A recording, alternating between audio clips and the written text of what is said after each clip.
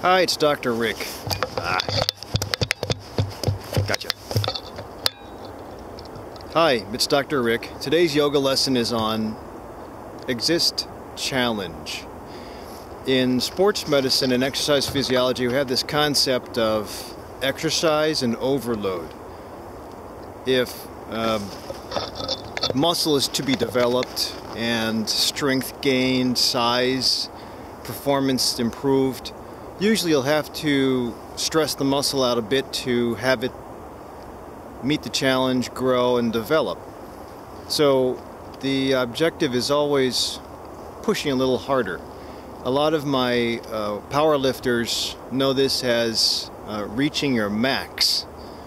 In powerlifting or weight training, most people will max at about it depends, but sometimes 8 to 12 weeks.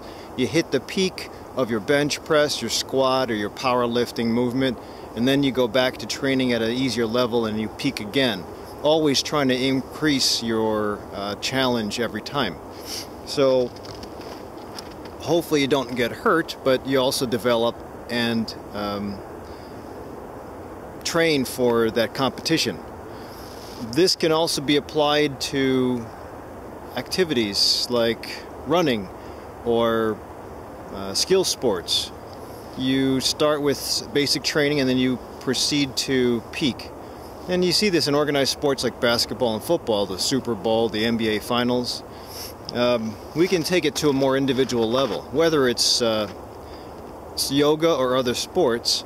Sometimes it's not healthy to maintain at a stagnant phase in life. So again, the concept of what I want you to practice today is to exist and challenge. So you practice your daily activities, you go through your routines, but you always have an opportunity or shoot for an opportunity for challenging your mind, your body, your existence. The concept is also pervasive in sports medicine of push-crash.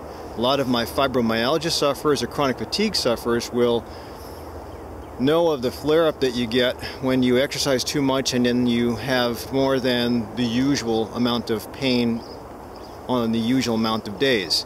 Anybody who exercises or trains aggressively will usually expect 1 to 2 days of muscle ache, muscle soreness. Sometimes it's sped up and resolved with acupuncture or massage therapy or chiropractic.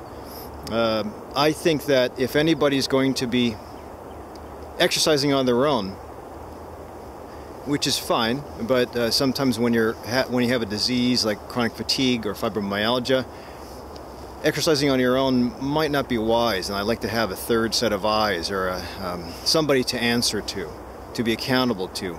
That way you know that you'll be able to push yourself. Somebody will push you, but somebody will also be watching you to make sure you don't push too hard. So it's hard to be able to tolerate pain. And sometimes when you're in pain already with chronic disease, it's really it's a challenge to push yourself to try to move further, go a further distance, do more activities during a certain day. So, as I was saying, if you have more than 3 days of pain, you're probably pushing too hard, probably doing too much. And again, either you back off on the activity, you see me in the clinic, hopefully you don't with an injury, I'm always available, or you enlist the expertise of an exercise physiologist, personal trainer, health coach, and they can be your second set of eyes to watch out and make sure you're doing things properly. So this concept of exist and challenge, don't stay stagnant.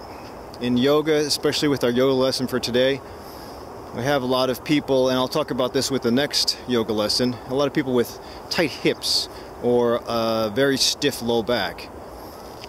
Just because you can't do the pose, whether it's pigeon pose or sitting in sukhasana or easy pose for meditation, use the support.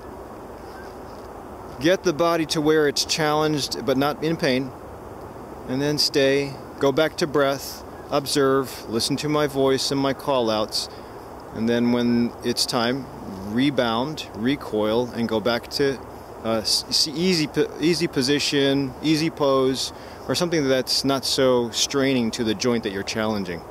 Don't push too hard, or else it'll be painful and it'll be a bad experience. I don't want you to go through pushing, crashing. We want you to excel. So this challenge concept should not be connotated with suffering. Challenge should be connotated with an excitement about what's at the other side, what's at the end of the path. So no matter where you are in life, the Buddhist way to think about it is that if there is suffering, the path that you're on is where you're supposed to be. And it's part of the lesson that you're being taught by the universe.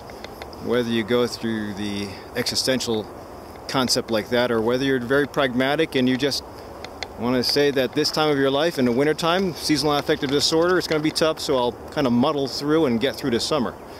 It doesn't matter which concept or which belief you follow, but the idea again is to not stay stagnant. Push yourself a little bit, recover, and then go on and push later on down the line. I like to refer to these things as pinnacles. In yoga, we have pinnacle poses.